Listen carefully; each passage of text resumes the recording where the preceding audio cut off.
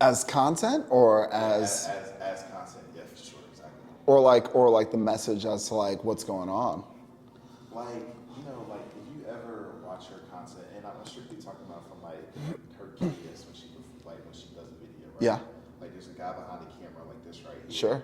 And she talks to the camera. Sure. But it's kind of like this guy, if there was like a certain percentage level associated with their conversation, it's like this guy's like 25% and she's like 75%. Got you. Does that make sense? Sure. Is that kind of what you want here? That's a great question. Yeah. I would say, 25, 75. But here's the thing between me and Jaguar. Like, Jaguar's telling stories. She's right now, her role is to expose. Okay. Right? My role is to, like, create open dialogue and just open up perceptions so there's a level of awareness that can take place. Okay. Does that make sense? Yeah. So like if there's something that you're really like, if there's a topic that just like sparks you to like be really interested and you really want to dive into it a little bit, we can go back and forth 50-50. I don't care. Okay. Right? But, there will be times where I'm gonna go on a tangent for sure. Okay. Because Yeah, so I got your mic. Your mic is good. Mine is good. So okay. yeah, we're good to go. Did you want to give some sort of intro, or you just want to jump right in? Man, it's crazy because like me being me, like I looked for the name of the podcast and I like forever I was gonna call it Revelations, right? and like I Googled it and like there's like other Revelations one's like a doomsday like prep type podcast and the other one's something else. Yeah. And then I was like, well, how do you like intro something like this? How do you like, and I don't think you do. I think you just get into it. Yeah. You know what I mean? And I Yeah. think like you figure out, again, like it's just like if someone else was sitting here, we're just chopping it up. What was the intro to the podcast? What was it called again? Ineffable Jungle. Ineffable Jungle. Yeah. Didn't y'all have an intro? We did have an intro, man. We took that shit seriously too. Every time. What was the intro to that? It was good evening, ladies and gentlemen. Welcome to the Ineffable Jungle podcast. I'm your host, Joel Wilson and Gamble. Yeah, that's right. And Gamble. Yeah. Okay, gotcha. Yeah. Good times, man. Yeah, I know. Y'all had a lot of people on that joint too. Like people. Bruh, Like people who are like influential, like in the city. Like we had people there. Like, bro, Dinah, I'm not sure. Yeah. Bro, she's going nuts right now. Yeah. Kenny is going nuts. Kenny's right now. going nuts. Yeah. Freaking Damn It Wesley's going nuts. Bro, literally, bro, I would have never met Damn It Wesley if it wasn't for y'all. Yeah, man. And then, they got that ASOS Instagram page or Yeah. whatever. Yeah. Bro, they released him as like one of like top 10 Charlotte, North Carolina's most influential people. That's bro. awesome. Yeah. I mean, sitting there when we were having a conversation with him, I was like, this is Kanye. Like, this is fucking Ye, straight up. That's what I felt. Like I was talking to early Kanye. And like, we had some really great people. We had John Murdo on there. He was our sponsor. He's doing his thing. Like he's got a shout out to Myrtle Maid. They're out in Mooresville now. And Damn, bro, that's right. Y'all did have the Myrtle Maid sponsor with the bottles. the bottles and the drinks. I forgot about that. Bro, we were ahead of our time. Y'all really were. Y'all really were. It was good content. Like again, like we were having fun, man. Then the fellowship episodes, the boys would get together. Then we just getting high, like just high and drunk and loud. I forgot about that. Yeah, that was cool, bro. We had a good time, man. So maybe one of these days, since the footage still exists, apparently, potentially. Yeah. I'll definitely look at the hard drive and see. Yeah, I think I put it into the cloud, and I typically don't delete things from the cloud. So that's why I think I have it. And then I do have a hard drive that I haven't touched in a while. So Gotcha. the chances are pretty high right now. So I'm here for it, man. yeah, I'm here for it. Yeah. So you ever like? I know you're into golf, right? You ever go like hiking? You ever go like in nature? Like, is that like something that you're ever into? Bro, I fucking hate hiking, bro. Do you? Yeah, I do, What? bro. It's funny, I'm going on a cabin trip this weekend, And the guys was like, yeah, the guys are going to hike and the girls are going to go shopping. And I was like, oh, okay. Bro, I just hate it, man. Yeah, that's just me, though. I understand that. Yeah. What about you, though? It's necessary for me. It's definitely necessary. It's like I see in your stories you go to Crowder's like every Monday. I want to get on a pace where I'm there like once a week. Yeah, for sure. I thought you were doing that already. Yeah, no, like I want to get there once a week. I got there yesterday. Today's Monday. I got there yesterday on a Sunday, and you know, it just makes sense, man. It makes sense, and there's like opportunity to like you connect with the planet, with the energies. It gives me clarity. One thing, it's like once I understood like what a meditative state is, what it feels like, what it opens you up to, things just stop being a mystery. Things like there's just this amount of like clairvoyance and peace and understanding kind of really why at least I'm here and what my mission is in order to really live the best life I could here on this planet. And like thank God for like research and technology and like all this stuff around how important it is to like set aside time to discover yourself, you know, whether it's through meditation, journaling, walking, you know, writing a book, art, and I do all those things, you know, and like it's really, yeah, it's necessary for me. What's your process like for like meditate when you go up there? Like how does it start? Like It usually starts, well, it depends on if I go there with weed, shrooms, or weed or shrooms. I knew it. I knew it. So if I'm gonna do psilocybin, I'm gonna eat it as soon as I get to the mountain. What's it called again? Psilocybin. So what is it's mushrooms. So like what they called magic mushrooms or whatever back in the day. Okay. The actual term for it is psilocybin. Okay. And it pretty much is like the gateway to connecting to God. It's like the simplest way I can put it.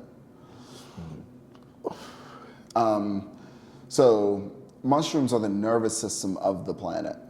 So when you take it, you now feel all the things that the planet feels, and like you feel the different like realms of existence that you really weren't part of before. Like you ever see The Last of Us? So Last of Us on HBO, it's like this fungus turns people into zombies or whatever. But there's a neuro system, there's like an awareness that like anything attached to that fungus, the message is gonna go whoop to all of them at the same time, right? Which is quantum physics, right? So when I take that, it's usually before I start hiking, maybe like 30 minutes into the hike, it starts to hit. And then just this feeling of just peace and love and laughter and gratitude and just excitement to be in every moment, just thankful to be able to feel all I can feel and hear. And yeah, like that is the beginning of the meditative process, is gratitude.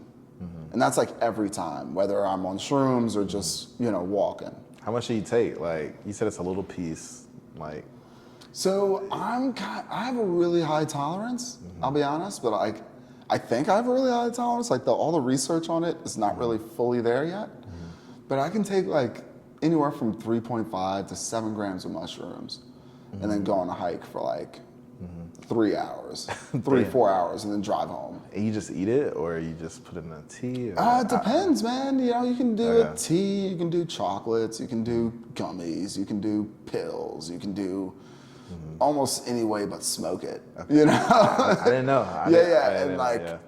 So you can get it like in like its raw mushroom form. That's like a lot. You know what I mean? Like these thick, big mushrooms. And just, you can eat it, Yeah. and it processes like through your mind the same way. Okay. Exactly. Okay. Yeah. Gotcha. But then, like again, the most convenient way is probably chocolate. And that's how you take it. That's how I took it. Yeah, that's Okay. how I would take it whenever I go out. So you take like a I'm pretty sure they got it like in the sectional. Yeah, they got it in like lights. thirds. Okay. Yeah. So you just like pop it in. Do you do it like on your way there or like? No, as soon as I get there. As soon as you Because get like I don't want to start tripping while I'm driving. You know what I mean? Like it's okay to trip on the way there, but like, bro, I'm 35, man. Like take it easy. Like I'm not like that crazy. That would be like the funniest thing to see in like a TV show. Like a guy who always goes to the mountains and does shrooms, and then he takes it too early one time, and he just starts tripping before you get that's my bad, bro. That would just be funny. I love that though. Yeah, like I'm not gonna put myself in that situation. Okay. You know what I mean? Gotcha. So we get there, I'm gonna go ahead and, take it. I'm gonna sit down for a little bit, figure out what music, make sure I don't leave anything, and then just start walking up a mountain, man. Okay. That's awesome, man. That's awesome. And then like once you get there, it's just like, once you get there and you're settled in, and you're just like sitting on this mountain that's been here for God knows how long, who's seen and felt so many storms, so many energies, right? And like the middle of Gastonia, you know what I mean? Like it's like high above like the Carolina, and it's almost like you establish this connection, this like divine connection with this divine being that is this mountain, that is conscious, that has like a story, has a purpose in its own right, And like every time that you have to like make that step, or like you stumble a little bit and you got to lean on that mountain, like make sure you thank that mountain for supporting you, and just be a part of that and be a part of that journey. And that's what's dope about it, And then while I'm up there, then I sit down for a bit and then I spark up and just let the thoughts flow, man. I discovered meditation a couple years back, but it gets to a point where instead of like having to cut time out of everything that you do to like, or like cut time out of the day to meditate, people say, oh, meditate 20 minutes, da, da, da, da. I'll do it like when I'm sweeping, just like, it could be anything. When I'm at work, because I work in a warehouse with like stone, like marble and like porcelain and ceramic and stuff. It's pretty much just me back there for the majority of the day. That's meditation for me, I get to just connect to what I'm doing, get it done, flow, listen to freaking Beethoven or whatever, and just enjoy it, man, And that's the key. Like you have to get in the state of meditation. It's a meditative state more than anything. And that state allows the information to flow through you in a way that, you can open up to the truth. The truth of the truth of what you are. You, me, every living soul on this planet has the opportunity to wake up to what they really are. And that's literally all Yeshua, aka Jesus, was trying to teach us. Yeah. Damn, bro, that's nuts. Yeah, man. Yeah. And like, thank God for COVID, man, because like, if you think about like Ineffable Jungle, and like I was always like, we were like conspiracy theorists back then. Well, all those conspiracies are true. Like the majority of the shit that we were talking about came to fruition, right? And I remember one day I was talking to, it was like a fellowship episode, and I said something like, yeah, you guys are all worried about the wheel and the spokes on the wheel. I'm trying to figure out what the wheel's connected to and where's it going, right? And I'm getting damn close. If I haven't gotten close, I think I'm there, and now moving the bike, if you will. Right? I know where we're going. I understand what's supposed to be happening here. I understand at whatever level that I'm meant to understand what's at stake. And that's been cooler than any experience I've had in my life. And that's why I think this is important, personally. Yeah. Damn, bro. What made you like, I guess I'm trying to think about, like, you weren't always like this, right? And I want to say the last time that we really talked like that was you was working at some club. I forgot the one. It's like right under Imperial or something that. QC Social. Yeah, the QC Social, yeah. Yeah. But you didn't sound like this when you talk. Like, you know, Yeah. right now you sound like very open and wise. And I guess like if that's due to like your meditation and the self-medications that you've been taking and stuff like that. Like what made you even take that journey though? Like, it's a great question, man. I don't think we have a decision, like a choice to like take the journey, right? I think at some point, the journey just chooses you. Because once you realize that, like, you know, there's a scripture, and I'm not like some Bible enthusiast or anything like that, so I don't know all the scriptures and all that stuff. But I'll say that there's a scripture that says, well, of course I say that. Now I can't think of any scripture I know. And that's also part of the journey, right? So like, what made me go into it? It was the first time I took mushrooms, for one. Well, even before that, COVID made me question everything. Like I said, we're conspiracy theorists, and that's when we were doing Ineffable. It was during COVID, right? And it was like, this is all fake. Like, why is the government, you know, trying to make us have fear, and what is going on here? And, you know, does it seem as serious as it is? And, you know, we could just tell something was off. And then the more questions I asked, the more I would dig and find the answers, and the answers would come to me. So kind of like what I did with my personality, like reverse engineer the things that don't make sense to you, and then diagnose the way that you can understand it in order to fix it, right? So then when I thought about like the government, and I'm like, okay, what's the government's thought process? What's the purpose behind how they act? Like, it's all about control, and who controls the government, okay? So it's these families, and okay, all right, this makes sense for big pharma, this makes sense for the banking system, and it all funnels back to these people. That makes sense, okay? They made us study Christianity, okay?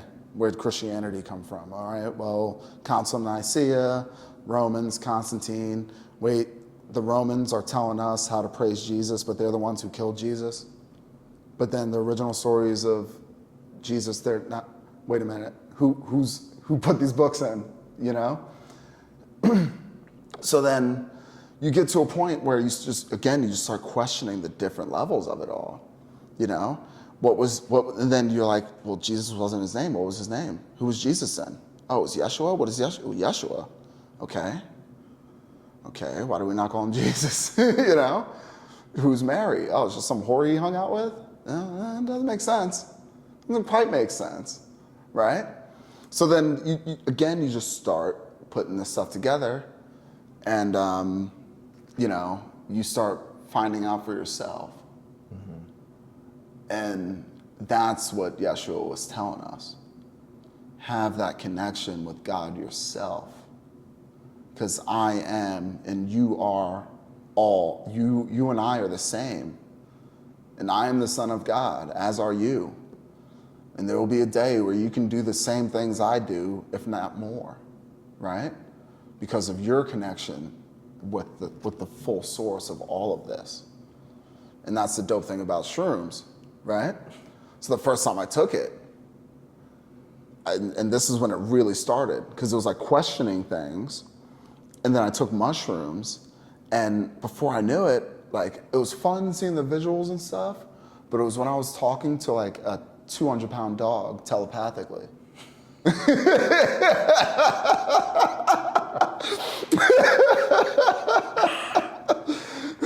Right?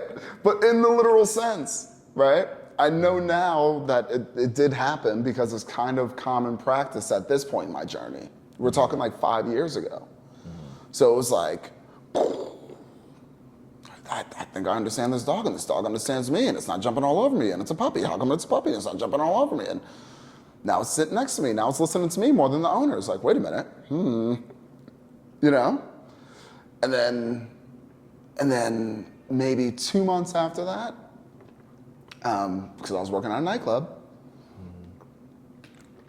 And if you want to find the drugs and everything else, work at a nightclub. And I had learned about DMT. You took DMT? And DMT changed my life. How the hell did you get it? Damn right, you can't. Just like,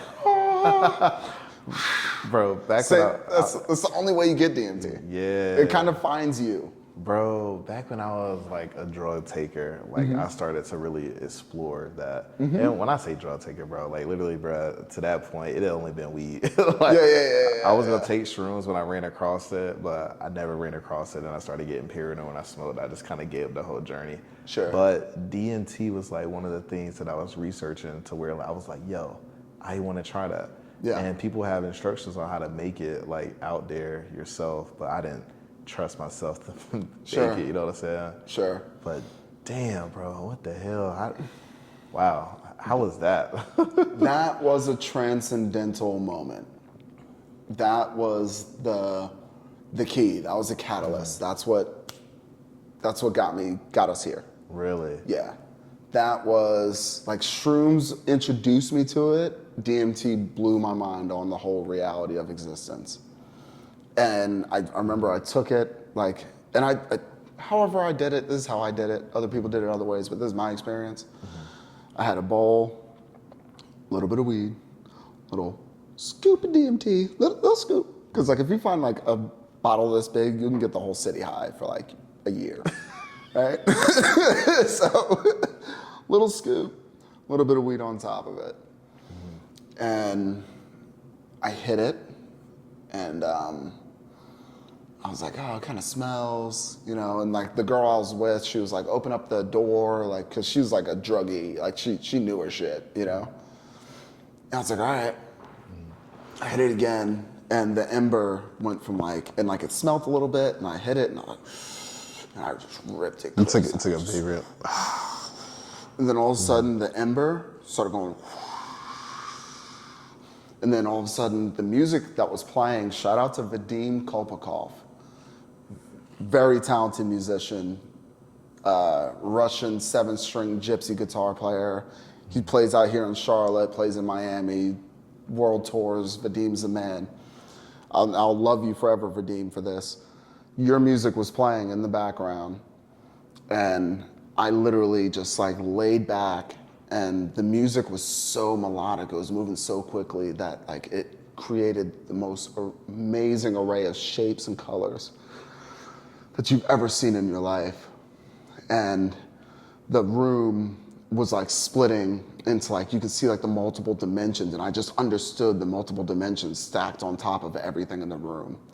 And then I closed my eyes, and that was game over.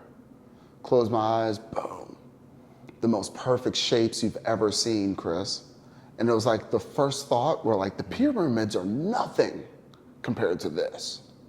Like it was just amazing how perfect, and the shapes were like, the energy of the shapes were talking to me, and the colors. And I remember looking around, and you know, it was like, in my third eye, like, and it was all coming from right here, and I understood that. I felt it throughout my whole body.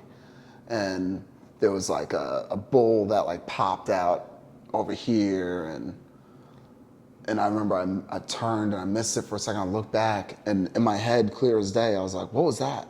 And then right back to me, wasn't me, it was like a different me, answered me, you know what that is.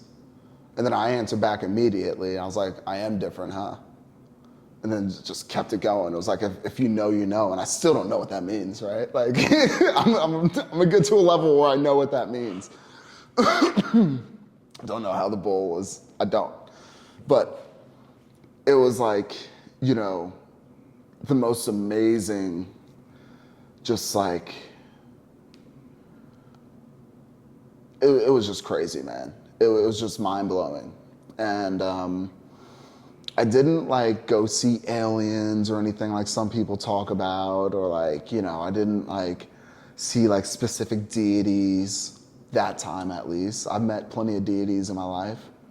but not that time. And it was like, it was just really interesting, man. And I didn't really fully comprehend what I just witnessed, what I just lived through, what I saw.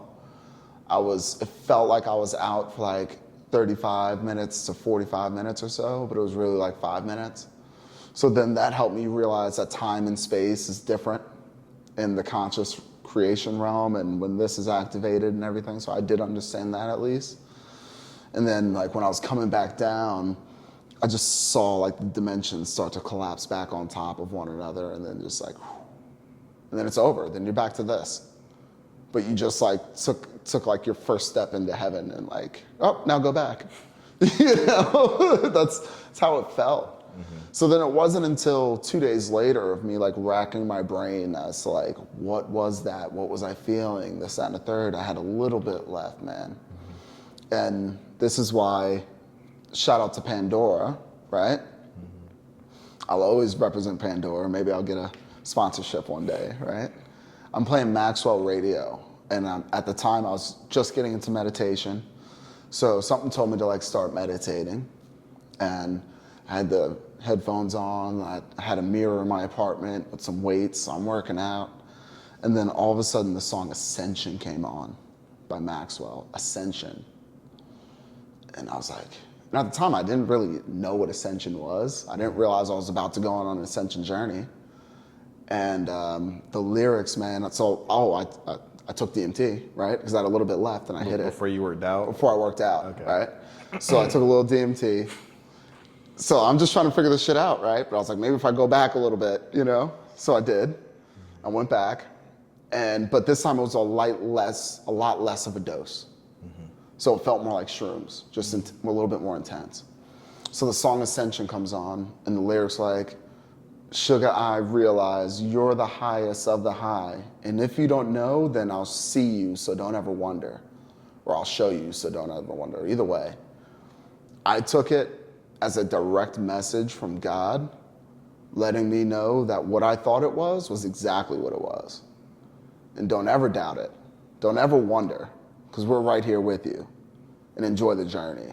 I took it as a direct message. Bro, immediately, I hit the floor, I'm on my knees, and I'm just like crying, bro.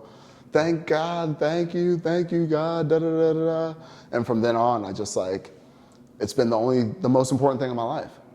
Like, I'm the guy who will be at the house party, in the corner, like, bugging the owner or some shit of the house about like some like esoteric knowledge that I just picked up and how it connects to the universal truths of this. Like, I'm that guy, And if it wasn't for that experience, I don't think I would be, again, sitting here. Well, who knows? Yeah, I probably would still be sitting here, but on a different path of some sort. And that's the crazy thing, man. It never stops growing. It never stops developing. That's the thing. That's where it started. So you have 5 years, essentially, from then on. 4 or 5 years from then on of just moment after moment after moment of like, all right, here we are. And yeah, now I feel like it's time. It's time to speak on this stuff, Because I think more and more of us on this planet are going through the same thing. And they don't understand what to do with it and like how to react when their body starts changing, when they start seeing shit. And like, what do you do? And then what do you do with your feelings and like how you feel about that and like your reality and like all that other stuff. So. Have you, hold on. Have you tried it again ever since? Or was it only those two times? Yeah. Is it the same experience every time? It's a little bit different? Is it similar? Here's the thing. Every time I've tried it again, it was in an abusive manner. That's real. That is, damn, bro, that is just completely honest. Yeah. That's a very honest comment right there. Yeah. And when you say abusive, like?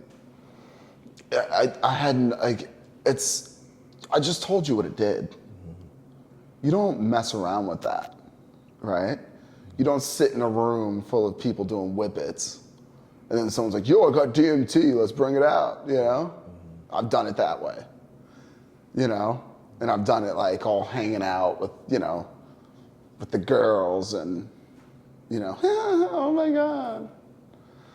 The colors are so crazy, you know? Abusive, you know? They call it the spirit molecule. The spirit molecule? Spirit molecule. DMT? Yes. They say you get 2 of your biggest shots of it when you die and when you're born. And research is now showing, and has been showing for some time, that we're creating DMT in our sleep. So we're creating it in our body, we're secreting it. It has something to do with the activation of the Christ fluid, right? In your spinal cord. And then when it gets up to a certain level, it puts pressure on your third eye, which causes a DMT experience. So this is what like yogis and like, you know, certain Mason groups and all them, they know about this shit. They know. Damn. Is there like people that produce more than others? Is there like a science to like, hey, this person is a producer of DMT based off of... I don't, I think we all produce it, I think. Okay. Now the levels to which you produce it, I have no idea. Okay. And I would say like, some people, we all have gifts, right? And some people's gifts are really cool, like some X-Men type shit, you know? But as far as like being able to activate a DMT experience immediately, William Hoff, the William Hoff breathing method is one way that they say to activate it. I haven't done it. I started it and I felt it. And I was like, oh shit, I think that'll work. I think that'll work. Let me like, yeah. Really? Yeah. Like without taking anything, activating your own produced DMT, there's a method to doing it. Yes. Yeah, it's called the William Hoff. And correct me if I'm wrong, like tell me in the comments, whatever the hell. But, you know, it's a breathing method, deep, like big, deep conscious breaths in and out of the mouth, which is different than in and out of the nose or in through the mouth and out through the nose. There's a way to operate this machine that is the human body.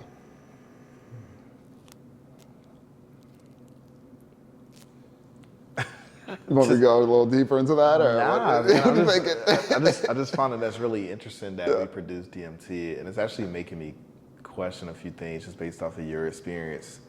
It's like, you know, those feelings that you may feel euphoric in certain moments in your life because maybe something really good happened to you or whatever. Like, is that the DMT being released? I guess. Like, are there moments in your life to where like you just reach this extreme happiness or peace? Like maybe these small moments. I don't know. Yeah, so that's a great question. I don't think you can directly align it to DMT when there's so many other factors that bring that level of joy and peace and the frequency. Like the frequency of authenticity is like really powerful, you know? So when you're your authentic self on a consistent basis, you'll have those like mini like dopamine hits of like just peace and joy throughout the day of your life, you know? And like that goes into like this chart. It's a vibrational frequency chart, right? And essentially, so like you have Newtonian physics, which is like the study of matter, right? And then you have quantum physics, which is the study that says everything that's matter was first energy. So matter is comprised of energy. Therefore, everything is energy, right? And based on the frequency of which it's vibrating and how it's vibrating will determine what type of matter, or if it does turn into matter in the first place, or if it's just something in the field, right? And us primitive beings that we are, have been living in a third dimensional reality where not only time is linear, 1, 2, 3, 4, 5, but also our awareness of what we operate in has been reduced to 5 senses. Okay? So a frequency is more than just a sight, a smell, a taste, a touch, a sight, or whatever the fuck, hearing. Excuse my language, sorry. Make me laugh, you still say it. But I say that to say, so when you start opening up the other senses, right, and start paying attention to that, like, that intuition, those gut feelings, right, and you start unlocking the chakras, because there's 7 chakras in our body. You start meditating, focusing on those, unlocking those, and activating them in different ways. You start to realize that throughout your journey, there's different things that will, like, directly point to you, align with you, give you those feelings that mushrooms or DMT give you, because you're actually connected with your true self, Bashar says, if the key is to do the things that are within your true self. When you do that, you're always going to be happy, whatever it is. Even if it's against someone else's wishes, whatever the case is, if you are authentically you, for the good of yourself, mankind, whatever, right? But you're authentically you and you're not hurting anybody, you're not doing wrong against anybody, your karma will stay clean, and you will genuinely live a joyous and abundant life. And that's, I feel, quoting Dolores Cannon here, I feel like that's what we're at. Like we're on a school, like Earth is like the Harvard of schools for your soul, right?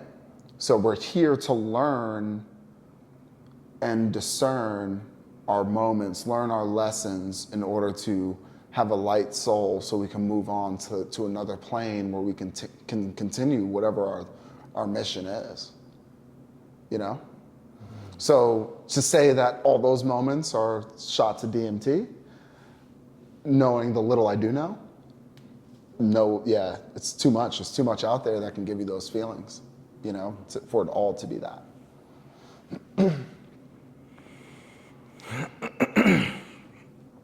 Damn, bro, I can't lie to you. Just stumped, What do you mean? What do you mean? I don't know, man. I just feel like being educated right now. Yeah. On myself. Yeah. Like it definitely feels like you're just on another plane. It feels like you're just hovering up here, bro. It does. Yeah. I don't even know if the same rules of life apply to you right now, like literally, because it just seems like you reached that happiness, Yeah, man. It seems like you're there. Here's the dope thing, right? I'm here, as well as everybody else that is here doing the same thing that I'm doing, okay? Because I'm connected to all those that are on the same frequency.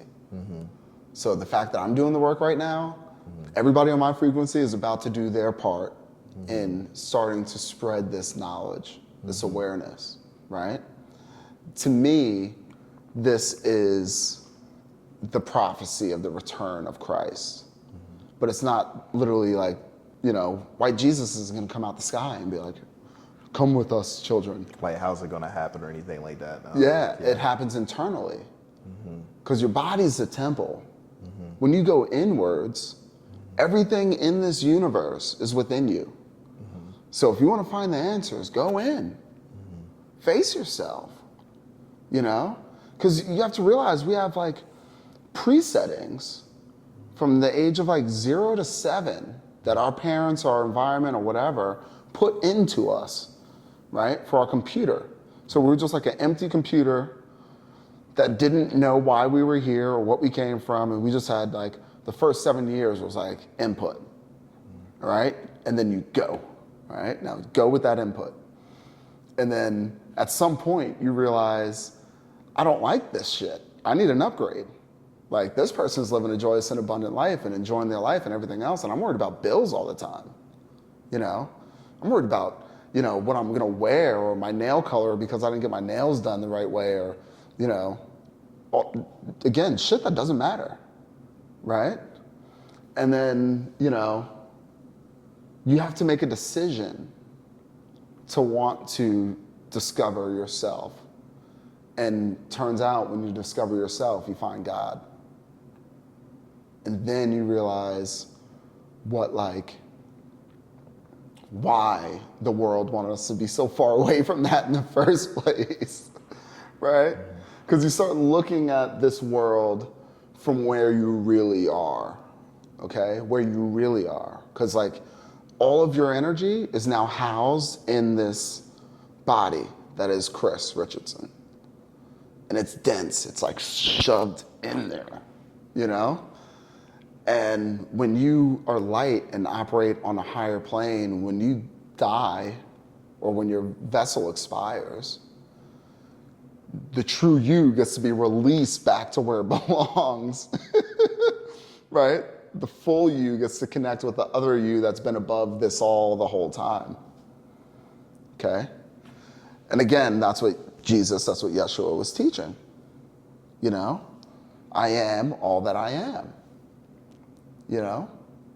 So it's like connecting to that in order to, look at things from a different plane, because part of why I'm here in the first place, part of my contract to come to this planet was to help destroy all the terrible things that got us to where we're at and then rebuild it just by being a good person and being a real person, not only to myself, and like learning how to love myself consistently so I know what it feels like to do that for others.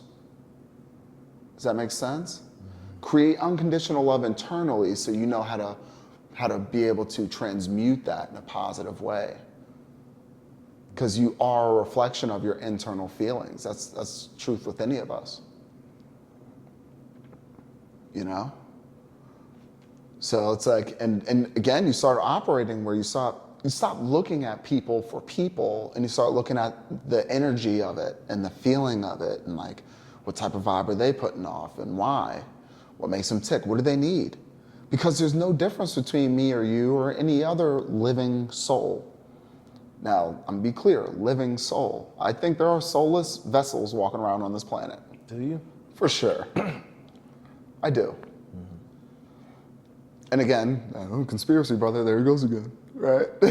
But when you meet somebody like that, like, what's your first action? Like, what do you think? Do you shut the fuck up? Shut up, shut up, shut up, shut up. To yourself or to them? I gotta say it to myself. Oh, why? I gotta say shut up. Why? This message is for those with eyes to see and ears to hear. Okay? If I speak these things and it doesn't resonate, then I've wasted the energy of putting literal ethereal knowledge into the ether, into a space to be given to somebody to spark on something that wouldn't even know what to do with it if they could have it. They don't even have a soul to harness this energy. They don't feel, they don't have that level of empathy. And not saying that they're a bad being, right? They might have full-blown consciousness. It might be AI generated, whatever. I don't know what the levels of this, right? I really don't. But when I do come across that, I don't know who they're connected to. I don't know what type of friend group they have and what type of influences they have around them and everything else. And all they'll do is do what they think is best in order to keep them in the best possible standing with the group that they're with. So if it's a whole bunch of dark motherfuckers and I'm over here talking to the cute girl without a soul, and I'm bearing all this information, now what happens? Now I just gave the enemy my thought processes so they can try to use it against me. So yeah, I shut up. Until I understand and know, like, even then, what's your purpose or whatever, There is a war going on, There's definitely, spiritual warfare is 100%, 100, a million, a trillion% a thing. What does the war look like in real time, though? Like here on Earth, what is a battle look like for like me or you? It starts living? internally. Okay. It starts internally. It's the self-doubt. It's the ridicule. It's the issues that you think that you have. It's the insecurities. It's all that. That's where it starts. Because that's an energy, right? And that energy is available in the field if you're on the frequency to receive it. So picture your brain like a frequency emitter, right? Or they say it's a receiver, I'm sorry. Picture your brain like a receiver, and you have to be on the channel to receive the message on that station. Every one of these words that we speak, you know the saying, your words have power? Well, it does. They do, every single one. So every word that we speak with the intention in which we speak it is now in the field at the frequency in which we let it out. So now those words can become someone's thoughts if they're on that frequency, right? You ever like have an idea and then someone else comes up with it like 3 months later? Whatever the case, because they have the resources and they just go for it, you know? Because it's in the field now, right? So same thing when it comes to, what was the question? Do you remember? I still do that, by the way. Nah, you're good. It was like, what is a war? What is a battle look Yes. like? So then you have people who are consumed by that energy, right? And it's on their spirit now. Now they're always anxious. Now they're always judging people. They're always gossiping. They're always doing this. They're always doing that. Those are the people who are talking bad behind your back, who are trying to set you up and da-da-da-da, da-da-da-da. So if this is Star Wars, that's like the dark side. They got the red lightsabers. Because no matter what, they got a problem with something. Doesn't matter what type of day it is. I can be talking about any of y'all right now, right? Because it starts within. And you allow that energy to consume you and to be you, you become that energy. And then you start projecting through a lens of always being a victim, always being afraid, always having to prove yourself, toxic masculinity, toxic ways of handling business, screwing people over, right? And then here's a crazy thing, Chris, it's all scalable. So if that's what's happening internally, and then you scale that out to the US, you're like, shit, that's the energy they've been harnessing for a long time. Then you scale that out, where'd the US come from? Oh, the Romans. And their monies are in the British banks, and all the secrets that they stole from the Egyptians are in the Vatican, and they're all working together. Well, you guys are the bad guys. Right? So then it becomes, that's the spiritual warfare, right? Why do we have so much plastics in our food? Because why do we have rubber on our shoes? Right? But research will say ground to the earth. Connect to the earth, it'll recharge your body, the positive ions of the planet, and the negative ions on the bottom of your feet, it will recharge you, you'll get your connection back, yada, yada, yada. No, put rubber on their shoes. You think so? I know so. It's intentional? I know so. That's why you send out the squad at this time.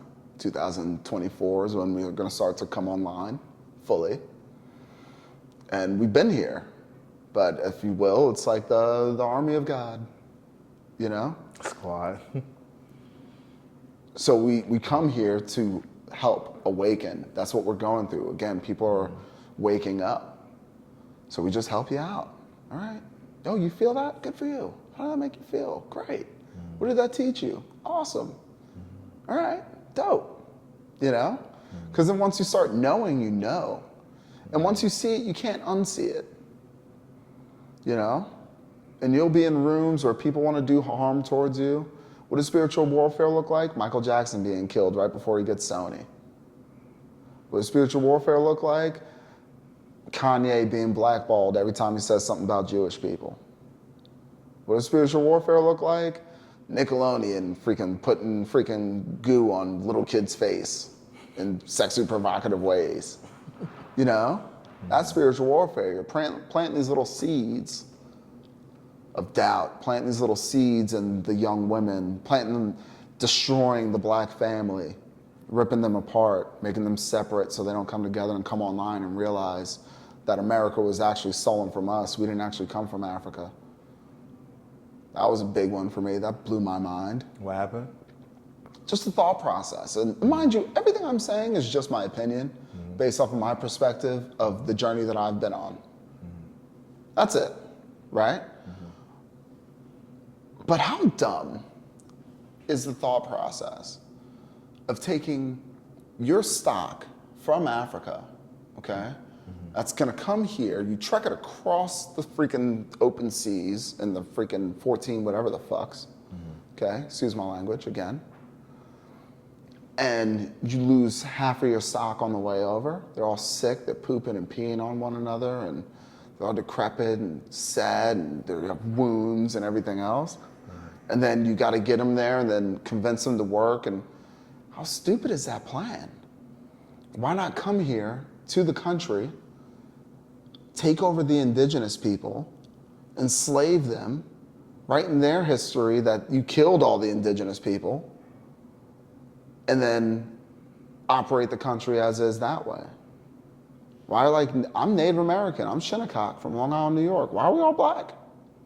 Why is the genotype of a black American so different than that of an African? I think we're different species altogether. And I think that what we call black Americans are legitimate the Native Americans of this land. And they came here and took it from us and separated us from all that and taught us their Christianity and the parts of the story that they wanted us to know. Not the true story, not the real story. You want to know the real story of Yeshua? You got to go to like the Tibetan monks when he came through there between the age of 12 and 29 before he was back. Right? And there was this guy named Eso, which translated to Yeshua. And Eso was from Nazareth. You know? And you hear that story and those connections of all the different places where Yeshua was, where he did the same thing over and over again of being like calling people out on this shit. Like, hey, you're not living the way that we're supposed to be. Because the world was so corrupt, he was spreading a message. But right when it got to where it got too thick and more people started following him, they tried to kill him. So he'd have to leave. And that's the story of Esau. And then he's back in, you know, Israel or wherever, and the Bible continues, you know? But in our canonized Bible, they're like, from 12 to 29, he was a carpenter. That's it. So what, at 29 and a half, he just like became enlightened? No, he had to learn the lessons. He had to go through the trials. There's a very strategic thing to become spiritually gifted that happens. And you have to be genuine. You have to pass the trials. You have to go through the tests. You have to be willing to grow before you can speak it, you know? What do you think your growth was? So a couple years ago, I met a young lady named Ra. And Ra told me she was like studying to be a shaman or whatever, spiritual woman. I've met a lot of spiritual people just serendipitously in my life. And she told me a story. She was like, Keith, there was a story of someone, this is one of your past lives that I was told to tell you. You were once like a person in the city, like influential, whatever, and you disappeared for a year into a cave.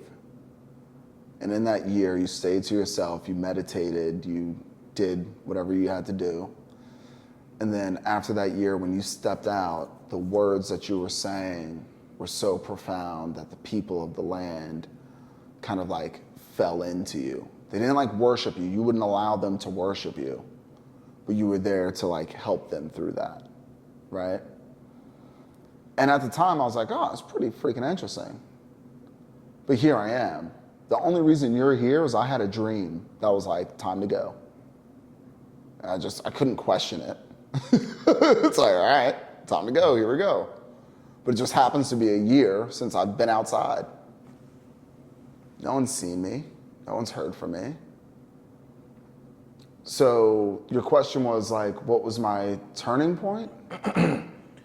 Yeah, like, you were just kind of explaining like, to be able to speak spiritually, you have to go through the trials and tribulations. What was your trials and tribulations? Oh man, they happen all the time. All the time you're tested. All the time you're put in situations where you have to make choices. And like divine choices, like these are like choices. Like there's weight behind this choice. And you have to choose, I call it do rights, right? You gotta choose to do right, right? You gotta choose to like, all right, like for instance, my best me is super organized, super clean, right? So every time that I don't fold my clothes outside of, like when the dryer's done and fold them immediately and put it away, I'm failing the test. That part of the test, it's a little pop quiz. Like, oh, you learned yet? Oh, okay, all right, you got it. So something that simple. Something that simple. But then it can scale up to something so big, But they're pretty much tests of awareness more than anything. Excuse me. How aware are you? And then how quickly can you consistently act on that level of awareness? Right? Like if I know that, hey, maybe I shouldn't use the F word every other word, because that can transfer energy in a way that's not conducive to bringing people closer to you and together, can put people off. Well, all right, now I'm aware of that. I have empathy for somebody else and the way that they can perceive that. And then it goes into what vibrations I transfer.